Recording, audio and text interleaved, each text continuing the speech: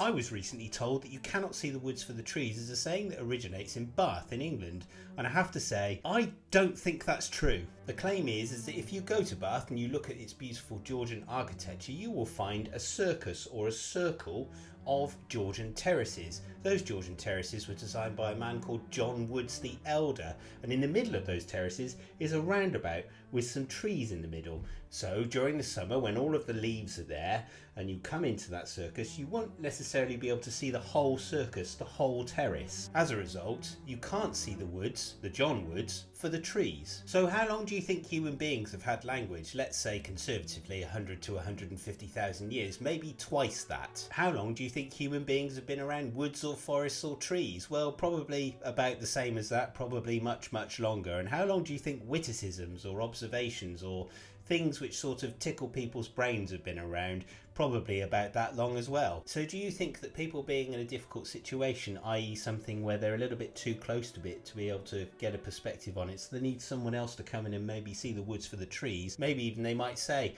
I can't see the woods for the trees, do you think that may have preceded or come after John Woods the Elder designing and building Bath Circus in the 1800s? Sorry, the 18th century, the 1700s. It does surprise me because the person who told me that is not a stupid person, not a child. That person was an experienced tour guide, but they had been given that fact and they accepted it as true because it was about something they didn't necessarily know a lot about, but it wouldn't have been hard for them to look it up. Anyway, suffice to say, I did look it up, and of course I found that it is an unknown origin, that it probably goes much further back than the 18th century, definitely further back than probably England as existed, maybe further back than Bath and the Romans, and maybe further back than those city-states which eventually became Rome, and maybe further back than Proto-Indo-European itself. Maybe it goes even further back, maybe it goes as far back as we can possibly think. Of course, no one will truly know. Suffice to say, when you're presented with a fact, maybe just think about it in its larger context and think, is that true?